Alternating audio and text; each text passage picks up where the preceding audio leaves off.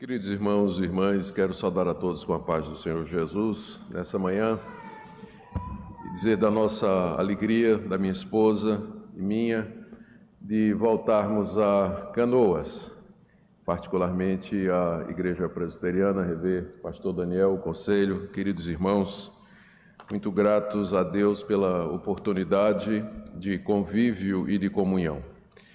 Conforme já foi dito, que estamos no dia do Senhor para prestar o culto que lhe é devido e também por ocasião da Semana da Pátria. E meu objetivo nas duas vezes que estarei pregando aos irmãos é falar da relação dos cristãos com o Estado. E vou começar naturalmente com Romanos capítulo 13, do verso 1 até o verso 7, e à noite falarei sobre 1 Timóteo, capítulo 2, de 1 em diante, oração pelas autoridades. Então, por gentileza, abra sua Bíblia em Romanos, capítulo 13, escute a leitura do verso 1 até o verso 7. Palavras do apóstolo Paulo. Todo homem esteja sujeito às autoridades superiores, porque não há autoridade que não proceda de Deus, e as autoridades que existem foram por ele instituídas, de modo que aquele que se opõe à autoridade resiste à ordenação de Deus, e os que resistem trarão sobre si mesmos condenação. Porque os magistrados não são para temor quando se faz o bem, e sim quando se faz o mal. Queres tu não temer a autoridade? Faze o bem, e terás o louvor dela, visto que a autoridade é ministro de Deus para o teu bem. Entretanto, se fizeres o mal, teme, porque não é sem motivo que ela traz a espada, pois é ministro de Deus, vingador, para castigar o que pratica o mal. É necessário que lhe estejais sujeitos, não somente por causa do temor da punição, mas também por dever de consciência. Por esse motivo também pagais tributos, porque são ministros de Deus, atendendo constantemente a este serviço. Pagai a todos o que lhes é devido, a quem tributo, tributo, a quem imposto, imposto, a quem respeito, respeito, e a quem honra, honra. Até aqui, queridos, a leitura da palavra de Deus. Vamos orar mais uma vez. Ó Deus, pedimos agora a iluminação do Teu Espírito Santo para a compreensão da Tua palavra, especialmente em dias difíceis, quando esse texto nos desafia a compreender o nosso relacionamento com as autoridades que o Senhor instituiu no nosso país. Nós oramos, ó Deus, que o Senhor nos permita viver tempos de justiça e retidão na nossa nação, e que o Senhor nos dê governantes que Te amem e que desejem fazer o que é correto. Oramos pela Tua Igreja, que tem uma participação tão importante com os destinos da nossa nação. Que o Senhor nos ajude a saber o nosso lugar e como nós devemos agir. Em nome de Jesus. Amém. Queridos, o Império Romano, que dominava o mundo na época em que Paulo escreveu essa carta, tinha uma hierarquia muito bem definida, extremamente complexa. Havia os governadores das diversas províncias do Império Romano, algumas delas são bem conhecidas nossas por conta das viagens do apóstolo Paulo, a Cássia, a Ásia Menor. Havia os procônsules, havia os procuradores, havia os prefeitos, tinha ainda os magistrados, juízes. Era muito bem estruturado o Império Romano. Não é à toa que eles conseguiram dominar o mundo e manter esse domínio durante séculos. Os judeus, eles tinham muita dificuldade em aceitar a autoridade de Roma, apesar dos privilégios que tinham obtido do imperador, como, por exemplo, os judeus eram isentos de seguir a religião oficial de Roma, que era o culto ao imperador. Todas as nações dominadas por Roma tinham de prestar homenagem e reverência ao imperador. Em praticamente todas as cidades importantes do Império Romano e em cada capital de província tinha um templo dedicado ao imperador, que puxou para si o título de Augustus, que significa divino, exatamente porque ele entendia que era descendente dos deuses e que tinha autoridade divina para governar. Mas os judeus eram isentos disso, exatamente porque o Império Romano já tinha descoberto que os judeus lutariam até a morte, se fosse necessário, mas jamais se curvariam diante do César como sendo Deus. Semelhantemente, os cristãos vieram a fazer isso depois, mas não receberam isenção e sim a pena de morte. Além disso, os judeus eram isentos do serviço militar.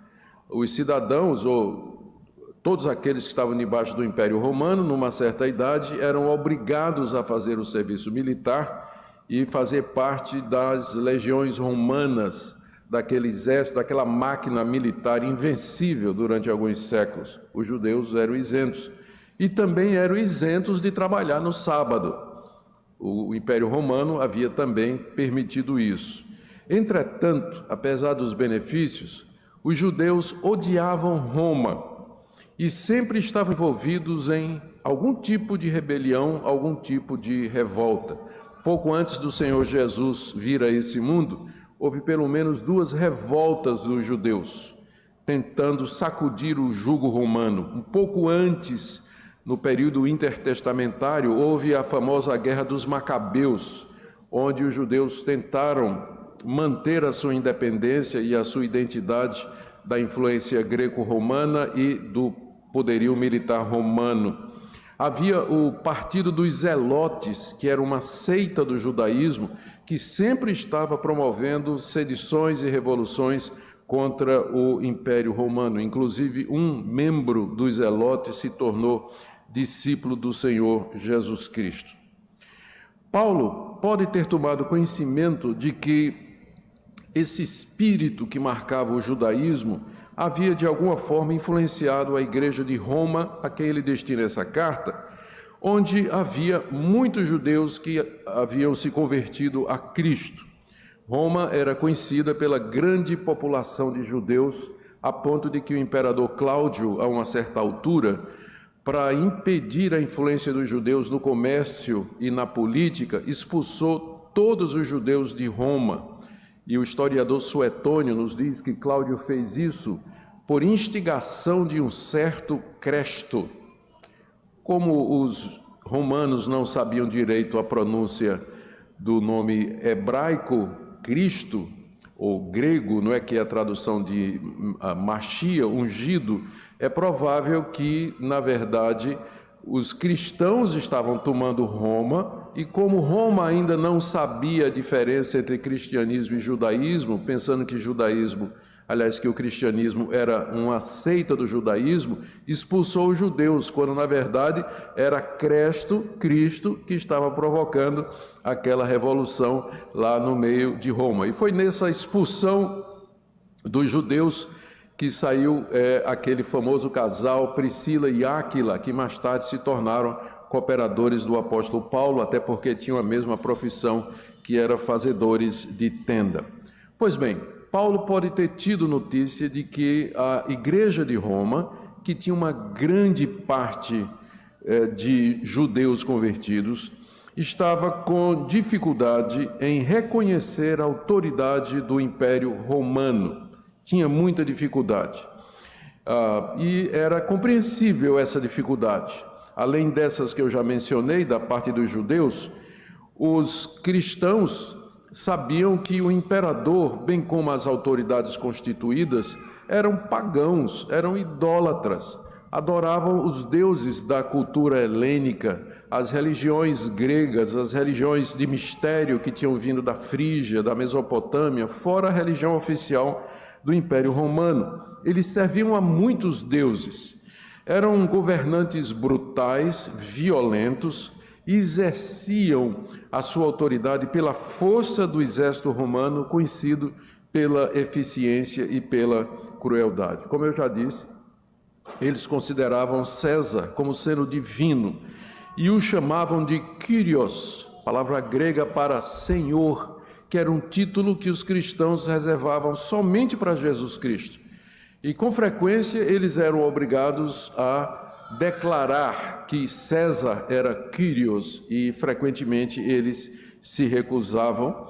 Por isso já se esboçava uma perseguição oficial por parte do Império Romano. A essa altura, quando Paulo escreve essa carta, ainda não tinha uma perseguição dos cristãos aos cristãos pelo Império Romano. Essa perseguição vai acontecer a partir do ano 64, com o próprio Nero, que já era imperador, quando Paulo escreve essa carta. Vai ser nessa perseguição que Paulo vai ser decapitado na Via Ápia e Pedro também vai ser morto lá em Roma.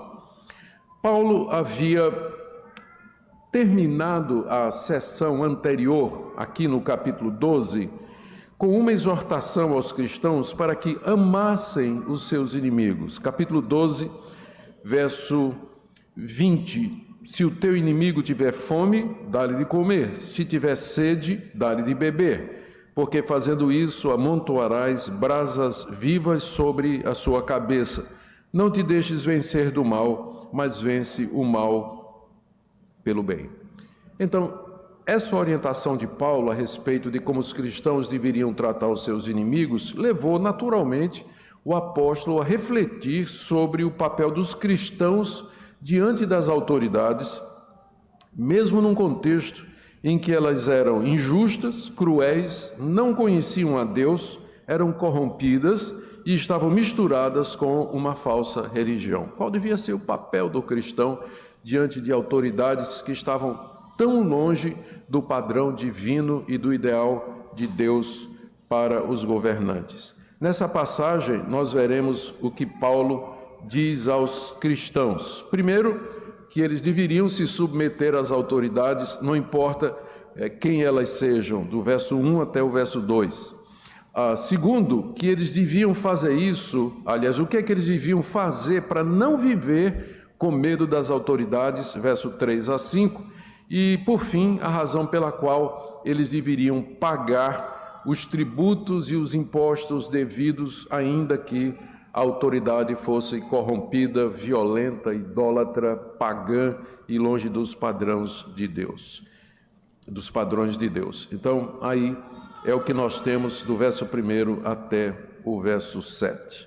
Vamos então começar com essa orientação de Paulo, porque é que os cristãos, especialmente aqueles de Roma, que era a sede, a capital do império, eles deveriam se submeter às autoridades, lembrando que Nero era o imperador, conhecido pela sua brutalidade, corrupção, pela maneira sinistra pela qual ele subiu ao trono e também, mais adiante, tristemente famoso por ter sido supostamente o autor do incêndio de Roma. Ele queria construir uma cidade para a honra do nome dele, Nerópolis, só que Roma estava no caminho. Então, tacou fogo em Roma e botou a culpa nos cristãos. É quando começou a primeira das 10 grandes perseguições contra os cristãos, que só vai terminar no século IV com o imperador Constantino. Muito bem, por que eles então deveriam se submeter a Nero e toda a hierarquia do Império Romano? Note que a ordem que Paulo dá aqui de submissão, no verso 1, é dirigida a cada pessoa. Todo homem esteja sujeito às autoridades superiores. Homem aqui é genérico, não é? Todas as pessoas, cada ser humano esteja sujeito às autoridades superiores. Estar sujeito significa obedecer, acatar, respeitar aqueles que Deus colocou sobre você aqui nesse mundo. Em termos práticos, significa seguir as leis estabelecidas por eles, acatar as suas determinações, pagar os impostos e tributos que lhes são devidos e tratar com respeito a pessoa do governante, por mais difícil que isso possa parecer. Paulo apresenta 5 razões para isso. Por que é que todo homem deve estar sujeito às autoridades superiores? Primeiro, porque elas são autoridades superiores, porque elas estão numa posição superior à nossa, dentro da hierarquia da sociedade que foi estabelecida por Deus. Deus colocou governantes, da mesma forma como ele fez com a igreja, da mesma forma que ele fez com a família, ele fez também com a sociedade. Ele colocou pessoas em posição de liderança. São autoridades superiores que seguem uma estruturação divina para que a sociedade humana funcione. Então, essa é a primeira razão. Não é que a pessoa deles é superior. Não é que a pessoa deles é superior. O atual presidente, como pessoa, ele não é superior a nenhum de vocês. Na verdade, alguns podem até achar que ele é bastante inferior em diversos aspectos, mas é o cargo que ele ocupa, a função que ele ocupa é uma função de autoridade superior. Não tem nada a ver com a pessoa que está ocupando aquela posição. Na época do apóstolo Paulo, muitos reis, governadores, eram pessoas ímpias, imorais e corrompidas. Entretanto, ainda assim, Paulo diz, todo homem esteja sujeito às autoridades superiores, porque elas estão exatamente nessa posição de liderança e de mando na estrutura que Deus colocou, como imperador, senadores e magistrados daquela época. A segunda razão pela qual todo homem deveria estar sujeito às autoridades superiores é porque toda autoridade humana, nas palavras de Paulo, procede de Deus. Ainda o verso 1. Porque não, o porquê introduz a explicação, não é? Porque não há autoridade que não proceda de Deus. Não há autoridade que não proceda de Deus. Toda autoridade humana para governar, ela procede de Deus. É Deus que, pela sua providência, levanta reis, príncipes, governadores e presidentes. E essa providência, atenção aqui, porque eu sei que muita gente tem problema, é claro, o texto por si só já levanta uma questão. Essa providência de Deus, pela qual ele levanta determinados governadores, determinados reis e soberanos, ela é secreta. Nem sempre nós sabemos o motivo porque Deus coloca um ímpio em autoridade. Não sabemos. Isso faz parte da providência secreta de Deus. Deus tem os seus propósitos, Deus tem os seus motivos que não estão revelados exatamente na Bíblia. A Bíblia nos dá a revelação geral de Deus, nos fala a respeito do seu plano da redenção, nos conta os atos poderosos de Deus na história, com o objetivo de obter um povo para si. Mas Deus tem uma providência, Ele tem um plano, Ele tem uma maneira de levar isso adiante que não está revelada na Bíblia. Por isso, de vez em quando, para surpresa nossa, para surpresa do povo de Deus, um ímpio assume uma posição de autoridade, uma posição de influência, ou, enfim, uma posição de mando determinativa para os rumos de uma nação, de um povo, de um estado, de uma cidade, e a gente fica sem entender como é que, se toda autoridade é de Deus, como é que essa pessoa em particular, ela está numa posição de autoridade? A resposta é, você não sabe. E, surpresa, eu também não sei. Eu também não sei. É a providência secreta de Deus pela qual Ele governa o mundo. Um dia, quem sabe, olhando para trás, a gente pode perceber alguma coisa que nos dê alguma indicação. Mas, às vezes, no momento, isso nos é obscuro. Mas o ponto é que a autoridade dessas pessoas, quer sejam ruins ou boas, vem de Deus. Porque só Deus tem o poder absoluto. Toda autoridade procede dele, toda autoridade humana é derivada. Por isso, cada pessoa que exerce autoridade, um dia vai prestar contas a Deus de como exerceu o seu mandato, de como exerceu esse poder que recebeu da parte de Deus. Assim, para o cristão, a autoridade de Deus está por detrás de toda autoridade, governo e poderio humano. Terceira razão pela qual as pessoas deveriam estar sujeitas às autoridades, Paulo diz ainda no verso 1, é que as que existem foram instituídas por Deus. Está aí no verso 1, final do verso 1. Ele primeiro diz que não há autoridade que não proceda de Deus, e as autoridades que existem foram por ele instituídas, ou seja, aquelas autoridades que existiam na época do apóstolo Paulo, eu já mencionei, a começar de Nero, toda a máquina do Império Romano, até os governadores das províncias, procuradores, feitores e pretores, por exemplo, tudo, Paulo diz, as que existem foram instituídas por Deus, mesmo, olha só, mesmo que chegaram ao poder de forma errada, um golpe de Estado, corrupção, força militar, conluio, urnas fraudadas, povo enganado, como eu disse, a gente não sabe, mas as que existem, sabemos disso, as autoridades que existem, ou seja, aquelas autoridades que estão em exercício, elas foram instituídas por Deus, independentemente da maneira como chegaram até aquela posição.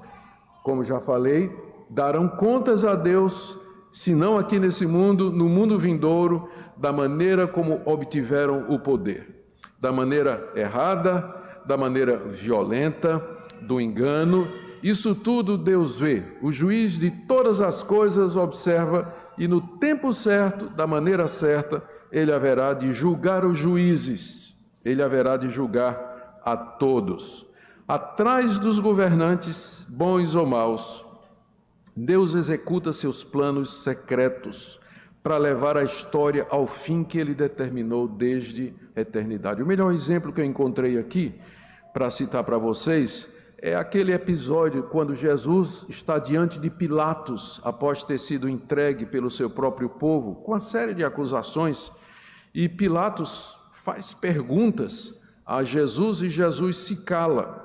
Então Pilatos o advertiu: não me respondes? Não sabes que tenho autoridade para te soltar e autoridade para te crucificar? E ele tinha mesmo, ele tinha poder de vida e morte como procurador de Roma, representante de Roma. Respondeu Jesus: nenhuma autoridade terias sobre mim se de cima não te fosse dada. Por isso, quem me entregou a ti, que pode ser uma referência a Judas ou aos judeus em geral, maior pecado tem. Aqui você percebe todos esses pontos que eu falei, resumidos na palavra de Jesus. Primeiro, Jesus reconheceu a autoridade do representante de Roma. Pilatos era conhecido pela sua impureza moral e pela corrupção dos seus costumes. Nem por isso Jesus desconsiderou a autoridade dele. E Jesus sabia que aquele momento em que a sua vida estava na mão do representante de Roma, fazia parte da providência de Deus, porque era dessa maneira que ele haveria de enfrentar a cruz e realizar a redenção do seu povo. O que não tira a responsabilidade, como eu falei, haverão de dar contas a Deus, porque Jesus disse: quem me entregou a ti, maior responsabilidade tem, maior pecado. Quer dizer, Pilatos tinha um pecado, que ia ser esse julgamento injusto que ele fez de Jesus. Mas quem entregou Jesus a Pilatos tinha um pecado maior ainda, confirmando aquilo que eu falei. O uso errado do poder constitui pecado, e no tempo de Deus, ou aqui, ou na eternidade, no dia do juízo, Deus haverá de punir. Lembremos também um outro exemplo bíblico, do ímpio rei Ciro, dos medos e persas, que Isaías chama de servo do Senhor. Por quê? Porque foi usado por Deus para trazer Israel de volta à sua terra. Deus agindo através dos governantes, Deus agindo através dos reis para executar os seus propósitos, para executar a sua vontade, punir os ímpios, beneficiar o seu povo, realizar os seus propósitos, cumprir as suas promessas. Quarta razão que Paulo nos dá aqui para que todo homem esteja sujeito à autoridade está aí no verso 2. Aquele que se opõe à autoridade resiste à ordenação de Deus. Quem resiste, portanto, à autoridade, quando a autoridade está agindo dentro dos parâmetros, dentro da lei, dentro da Constituição, dentro do que está errado, opor-se à autoridade é opor-se à ordenação de Deus, uma vez que a autoridade foi ordenada por Deus. Talvez Paulo aqui tenha em mente as seguintes situações: desobedecer às leis emanadas dos governantes, desacato e desrespeito às pessoas dos governantes. Gente, eu rodo na internet há muito tempo atrás, desde governos atrás, não vamos mencionar nomes, governos atrás. E eu sempre fiquei impressionado pela maneira com que os evangélicos zombavam, escarneciam, faziam pouco, humilhavam os presidentes e presidentas que passaram pelo nosso país. A gente pode discordar, tem o direito de discordar, expressar essa discordância, mas a Bíblia manda honrar os governantes. Mas, como eu disse, não tem nada a ver com a pessoa deles, mas por conta do cargo que eles ocupam, Então, respeita por isso, porque é o governante, é o presidente ou a presidenta, não é? Então, respeita por conta disso e pode discordar à vontade, mas não de uma maneira grosseira, abjeta, né? Humilhante, como a gente vê e ouve muitos evangélicos fazerem isso, esquecidos completamente dessa passagem. Então, quando Paulo diz que quem se opõe à autoridade se opõe à ordenação de Deus, eu penso que ele tem em mente, como eu já disse, desobediência às leis, desacato e desrespeito às pessoas dos governantes, deixar de pagar os impostos devidos, deixar de orar pelos governantes, que é um mandato divino, vamos ver isso hoje à noite, buscar subverter o governo por meios ilegítimos. Existem maneiras de se mudar o governo. Na época de Paulo não tinha que ser na força militar mesmo. A invasão dos bárbaros no século IV acabou com o Império Romano, mas tinha que ser assim, invasão, né? Ataque militar. Hoje em dia há outras maneiras de mudar o governo, e o crente pode se valer de todas essas maneiras legítimas, mas não tentar subverter um governo através de maneira ilegítima. E aqui temos a quinta razão, né, pela qual ele não deve fazer isso e por que ele deve se sujeitar. É porque resistir à ordenação de Deus trará condenação. Final do verso 2, os que resistem trarão sobre si mesmos condenação. A condenação aqui, ao que tudo indica, é da parte de Deus. E não é a condenação eterna necessariamente. Você não vai para o inferno se você, sendo crente em Jesus Cristo, no momento de fraqueza, cometeu um desses erros, não é, que nós estamos dizendo aqui. Deus não vai lhe mandar para o inferno por isso, não é essa condenação. Mas Deus pode entregar você a sofrer as consequências disso. Você pode ser preso, você pode ser acusado, você pode ser julgado, você pode ser condenado pelas autoridades. E a gente sabe que evangélico tem espírito vitimista, né? A qualquer coisinha a gente já está dizendo que é perseguição. Eu sou presidente da Associação Nacional dos Juristas Evangélicos, do Conselho Consultivo, e a gente acompanha essas leis emanadas pelos prefeitos, pelos governadores nos estados, nos municípios, que acabam atingindo a nossa liberdade de religião e liberdade de expressão. Evangélico provoca, às vezes ele faz isso, falta de sabedoria, de entender o momento que a gente está vivendo, e aí vai para a internet e depois vai se fazer de vítima. O apóstolo Pedro diz lá na sua primeira carta, capítulo 4, ninguém seja perseguido por ser malfeitor, assassino ou quem se mete nos negócios dos outros, mas se sofrer como cristão, glorifique a Deus por conta desse nome. Então, nem todo sofrimento é porque você está sofrendo como cristão. De vez em quando, no gabinete pastoral, aparece lá um membro da igreja dizendo: pastor, ore por mim porque eu perdi o emprego. Perdeu o emprego, meu irmão? Você não é empregado na empresa de fulano de tal, que é nosso amigo? É, pastor, mas ele não gosta de evangélico, não. Olha, ele é preconceituoso contra o evangelho. Pega o telefone, ligo para lá para o dono da empresa e diz: rapaz, você demitiu o fulano? Diz: Pastor, é o pior empregado que eu tenho.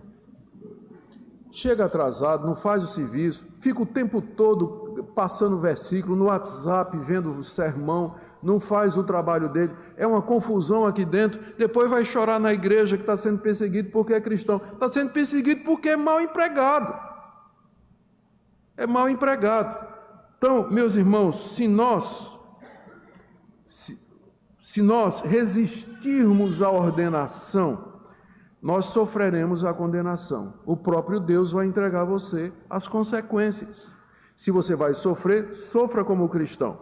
Sóbrio, equilibrado, bíblico, pelo motivo certo, que fique claro por que é que você está sofrendo como cristão e não necessariamente porque você é um destemperado, que não tem equilíbrio, não sabe usar com sabedoria a liberdade que a gente ainda tem no Brasil de expressão e de religião, que do jeito que vai, vamos acabar perdendo por conta de uns exagerados, desbocados, que ficam provocando as autoridades, e aí eles vão nivelar tudo do mesmo jeito, que para ele não tem diferença entre evangélico e evangélico, né? Eles vão nivelar do mesmo jeito por conta desse pessoal. Então, Deus tenha misericórdia de nós, lembremos do que está dizendo aqui. Quem resiste à ordenação vai sofrer condenação.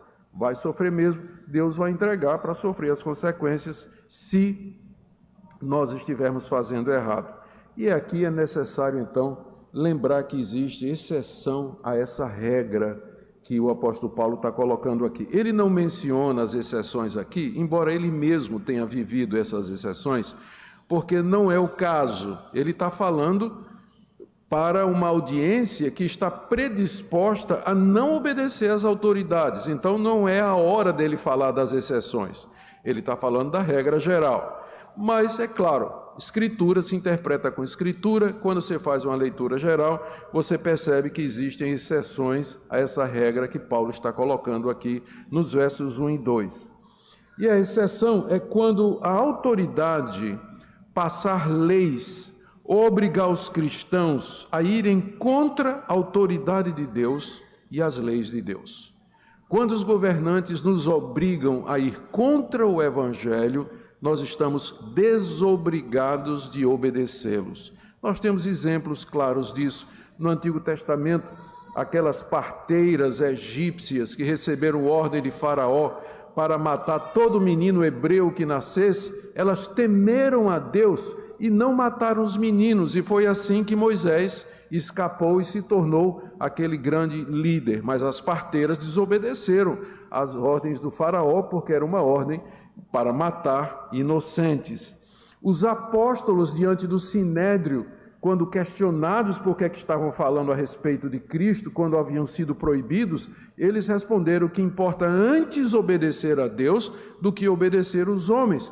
As autoridades judaicas queriam proibir os apóstolos de pregar o Evangelho. Eles não se submeteriam àquilo ali e foram presos, foram chicoteados por conta disso, mas eles não se calaram. Uma vez que foram livres, voltaram e foram para o templo pregar o Evangelho, mas eles não se calariam porque aquela lei, aquela ordem, era uma ordem que os colocava contra a ordem de Cristo, ide por todo o mundo, pregai o Evangelho a toda criatura. Mais adiante, os cristãos, diante do culto do imperador. Os cristãos eram trazidos diante das autoridades e era dito para eles: se você queimar incenso em homenagem a César, você vai estar livre. Chama ele de Kyrios e queima incenso em homenagem a ele. Nada vai te acontecer. Os cristãos preferiam ser jogados na arena, no circo, para serem comidos pelos leões, ou mortos pelos gladiadores, ou crucificados, ou queimados vivos, a oferecer incenso a César. Então, essas ordens, quando elas nos levam contra a palavra de Deus, então nós estamos desobrigados de obedecer às autoridades superiores, porque elas aí já estão querendo ser superiores da nossa consciência. Nossa consciência está submissa à palavra de Deus, está cativa à palavra de Deus. Nós obedecemos às autoridades enquanto as autoridades não nos obrigam a ir contra a palavra de Deus. Infelizmente, eu creio que cedo aqui no mundo ocidental, muito breve, a nossa geração vai ter que enfrentar esse tipo de coisa. Por isso, estejamos prontos, irmãos, porque pode ser que sejamos chamados a essa posição difícil. Nós temos tido um privilégio no mundo ocidental durante séculos, por conta da influência do cristianismo, de gozar os direitos civis fundamentais, liberdades fundamentais, de expressão, de consciência, de religião, de ir e de vir. Isso é um privilégio que outros países do mundo não têm. E onde nossos irmãos estão sendo perseguidos, estão sendo massacrados, torturados, presos, e nós aqui gozamos de todos esses privilégios, que é fruto da influência do cristianismo na civilização moderna ocidental. Mas rapidamente o cristianismo está sendo expulso da esfera pública. A gente quase que não pode mais argumentar questões como aborto, vida, casamento, em termos daquilo que nós cremos, porque vão dizer sempre, o Estado é laico, mas existe uma diferença entre Estado laico e Estado ateu. Estado é laico simplesmente porque ele não beneficia nenhuma religião em particular, mas beneficia a todas, garantindo aos cidadãos o direito de adorar a Deus conforme os ditames da sua consciência. Só que estão transformando o Estado laico em Estado ateu, onde qualquer coisa referente ao cristianismo é visto com suspeita e então colocado fora da esfera pública. A gente não pode nem mais argumentar com base naquilo que a gente crê, porque não é considerado como argumento válido, como se cientistas e ateus não tivessem crenças também. Então, existem exceções quando as autoridades forem arbitrárias e agirem contra a lei. E nesse caso, não é errado o cristão usar de seus direitos. Por exemplo, Paulo por 2 vezes apelou para a cidadania romana. 2 vezes ele apelou para a cidadania romana. Quando ele viu que a coisa ia ficar preta, uma foi lá em Filipos. Ele foi preso juntamente com Silas, chicoteado e jogado na masmorra interior, onde ele ficou com os pés amarrados no tronco. Libertos pelo poder de Deus através daquele terremoto, na manhã seguinte, as autoridades que tinham prendido Paulo e Silas vieram libertar secretamente. E Paulo disse, não, nós somos cidadãos romanos, vocês nos chicotearam, vocês nos prenderam, nos maltrataram e agora querem assim de mansinho mandar que a gente vá embora? Não, publicamente venham nos libertar e pedir desculpas.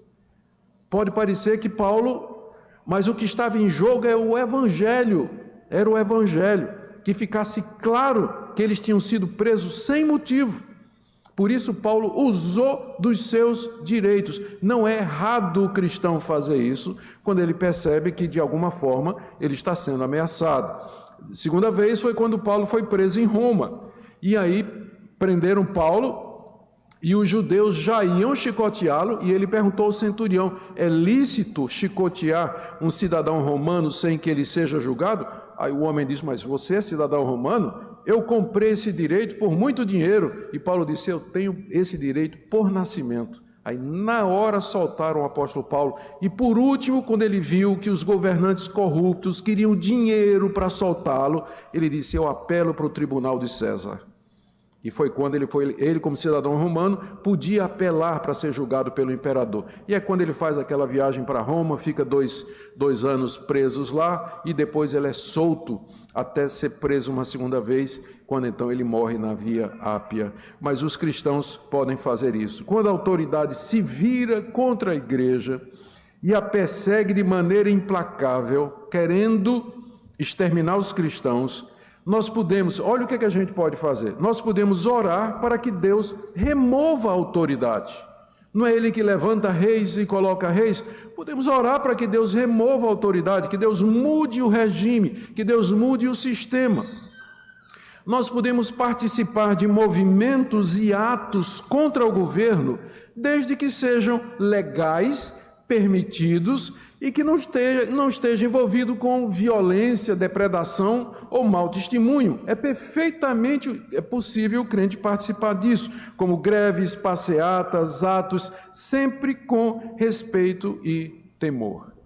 Aqui eu me lembrei de um exemplo no livro de Atos. Quase que eu ia tomar o álcool gel, viu? O copinho estava junto do álcool aqui, quase que...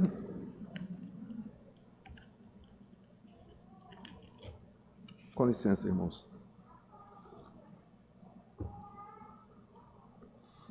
Paulo preso diante do sumo sacerdote Ananias. O sumo sacerdote mandou aos que estavam perto dele que lhe batessem na boca. Então o soldado foi lá e, na boca de Paulo. Então disse Paulo: Deus há de ferir-te, parede branqueada. Tu estás aí sentado para julgar-me segundo a lei, e contra a lei mandas agredir-me?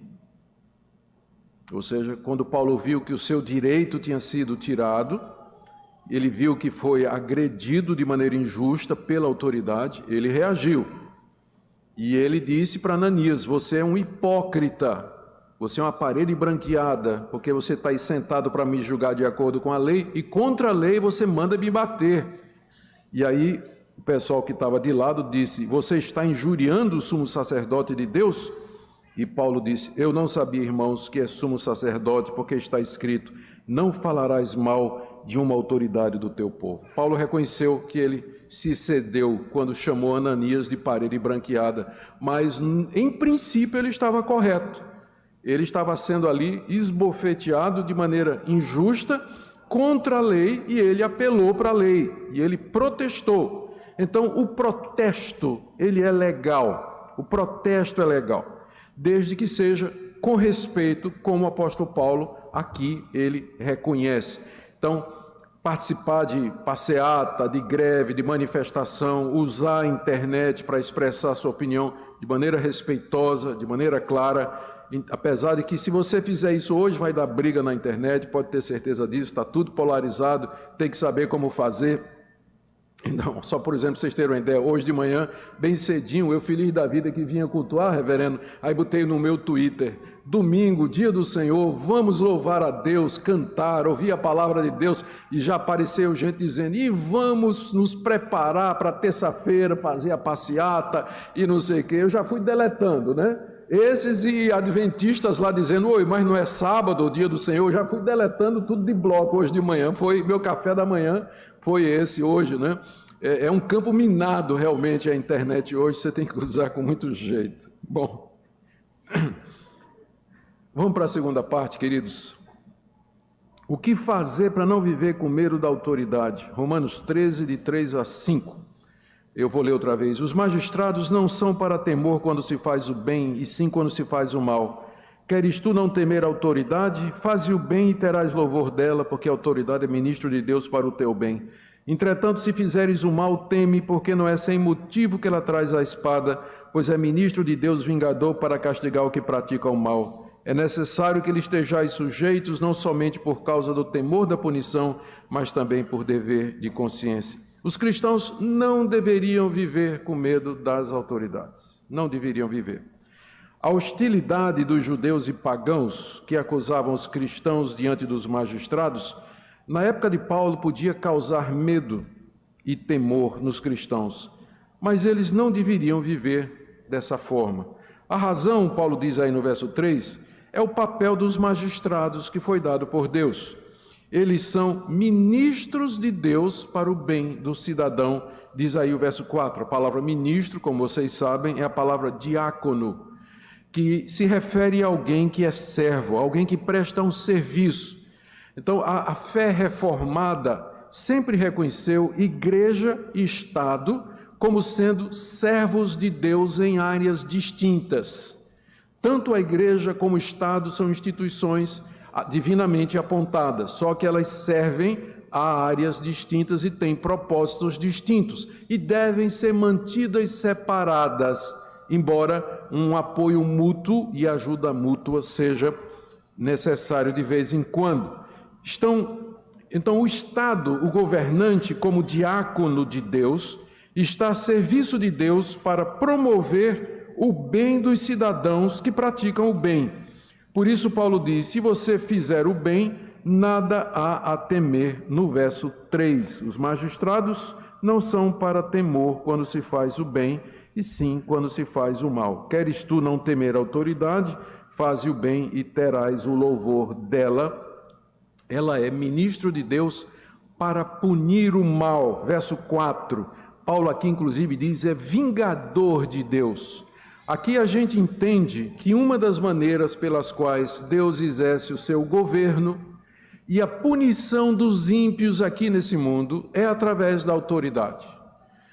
A gente às vezes se pergunta, não é? Tem tanto mal no mundo, tem tanta coisa errada, será que Deus não vai fazer alguma coisa? E a gente fica esperando que caia fogo do céu como Sodoma e Gomorra, ou que venha um dilúvio como lá na época de Noé. Mas a maneira de Deus exercer o seu governo aqui nesse mundo hoje é através das autoridades. Aqui a autoridade é chamada vingadora de Deus, ou seja, é o braço de Deus para punir os ímpios. E de vez em quando a gente vê isso acontecer.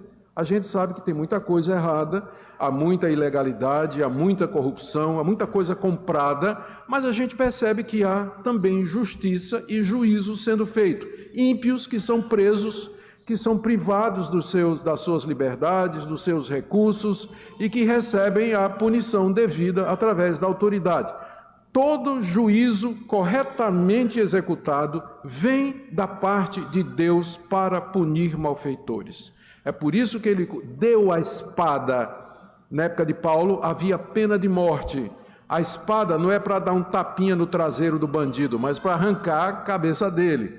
Então era pena de morte mesmo, né? Deus deu a espada, a autoridade, para que exerça a pena de morte quando isso for necessário, ou aonde for permitido. Na época de Paulo, pena de morte era comum no Império Romano para determinados crimes. No caso do cidadão romano, ele tinha o privilégio de morrer decapitado. No caso de quem não era cidadão romano, morria queimado, crucificado, lançado aos leões, não é?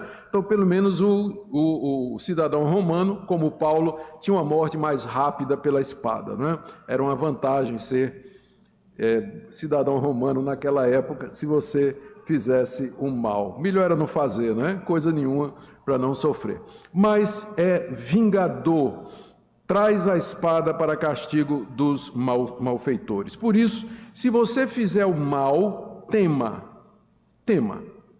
Então, se você está fazendo o mal, Deus pode usar a autoridade para chegar em você e fazer justiça com você através da mão da autoridade. Não pense, porque você é cristão ou evangélico, que você vai fazer alguma coisa errada e vai se livrar da espada da autoridade. Deus pode usar as autoridades para chegar até você, corrigir você e fazer você entender que você deve praticar o que é certo em todas as circunstâncias. Agora, lembremos que Paulo aqui está descrevendo o papel ideal da autoridade.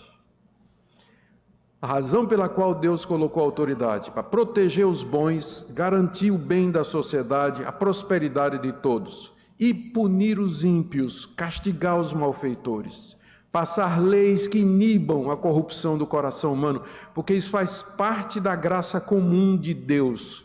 Boas leis que inibem o mal, que fazem com que as pessoas que têm tendência a fazer coisas erradas, elas pensem duas vezes, porque a lei é severa, e porque há policiamento, porque há reforço, há a manutenção da lei. Então, bons governantes são uma dádiva de Deus, é uma bênção de Deus, por isso nós devíamos orar para que Deus nos desse governantes assim. Por último, gente, que meu tempo já está bem avançado, os motivos para pagar os tributos. De 6 a 7. Por esse motivo também pagais tributos, porque são ministros de Deus, atendendo constantemente a esse serviço. Pagai a todos o que lhes é devido, a quem tributo, tributo, a quem imposto, imposto, a quem respeito, respeito, a quem honra, honra. Os cristãos pagavam os tributos exigidos pelas autoridades. O judeu tinha tributo que ele pagava ao sinédrio, inclusive na época de Jesus, havia o tributo do templo, cada homem judeu tinha que pagar uma dracma para ajudar Herodes no embelezamento, repaginação do templo, do segundo templo, não é? O templo construído durante o retorno do cativeiro, que ficou uma maravilha, mas todo judeu pagava um tributo. É esse tributo que Jesus mandou Pedro pescar, e no peixe que veio tinha uma dracma na boca, que era exatamente usada para pagar o tributo do templo, né? Fora isso, os judeus também pagavam tributos pesados, e quem cobrava os tributos pesados de Roma era exatamente pessoas como Mateus e como Zaqueu, que era coletor de impostos, era publicano, era gente que comprava os impostos de Roma e cobrava dobrado do seu próprio povo, ganhando dinheiro com isso. Então era uma carga tributária bastante pesada na época do apóstolo Paulo. Mas ele quer que os cristãos paguem os tributos, e ele dá 3 motivos. Primeiro, porque as autoridades são ministros de Deus, como já mencionado, verso 6, estão a serviço de Deus, ministram a lei para o bem dos cidadãos e punição dos malfeitores. Segunda razão, eles atendem constantemente a esse serviço. Veja aí no verso 6, estão integralmente dedicados a isso, e os recursos são necessários para manter o governo. E terceiro, devemos dar a todos o que é devido. É um princípio de justiça que norteia a vida do cristão, dar a todos o que é devido. E esses itens aqui são aqueles itens devidos à autoridade: tributos, impostos, respeito, que eu já mencionei, e honra, que também já foi mencionado. E mais uma vez, não por suas pessoas, mas pelo cargo, ofício, função e posição que eles ocupam. Queridos, o que é que nós podemos aprender? Deixe-me fechar agora com algumas aplicações para nós aqui. Primeiro, diante dessa passagem, nós temos que reconhecer que por cima e acima dos poderes humanos está o nosso Deus e o seu Cristo, assentado no trono do universo, governando o mundo, através de reis, governantes, leis, Estado, sociedade, que ele próprio estabeleceu e que na sua providência secreta ele guia para o plano que ele já estabeleceu antes da fundação do mundo. Nós aprendemos também dessa passagem que devemos respeitar e honrar as autoridades estabelecidas, ainda que não sejam bons governantes e ainda que sejam corruptos e maus. Respeitar as suas pessoas, evitar o escárnio, a zombaria, insultos, xingamentos, ainda que discordando dessas pessoas. Obedecer às suas determinações, enquanto não nos obrigam claramente a ir contra a palavra de Deus. E dar testemunho ao mundo andando como cidadãos. É uma das maneiras de nós mostrarmos que tememos a Deus, que respeitamos a Deus e que estamos debaixo de um poder superior ao dos governantes. É a vida em respeito ao nosso Deus. E dar exemplo respeitando as leis de todos. Terceiro, orar para que Deus nos dê governantes que cumpram o seu papel, que protejam e incentivem os cidadãos de bem, que punam e castiguem os malfeitores. E aqui, quarto lugar, isso aqui é importante, saber que o reino de Deus em sua perfeição, justiça e santidade, retidão e verdade, que é o que nós queremos, nunca será implantado aqui nesse mundo completamente. Nunca será, nunca. Porque nós aguardamos a vinda do Rei da Paz, do Senhor dos Senhores, do Rei dos Reis, para reinar sobre o seu povo, reinar sobre o mundo no novo céu e na nova terra, onde habita a justiça. Finalmente, a nossa esperança é escatológica. Isso não quer dizer que a gente vai entregar o mundo ao diabo. Isso não quer dizer que a gente vai desistir desse mundo, do nosso país e da nossa cidadania.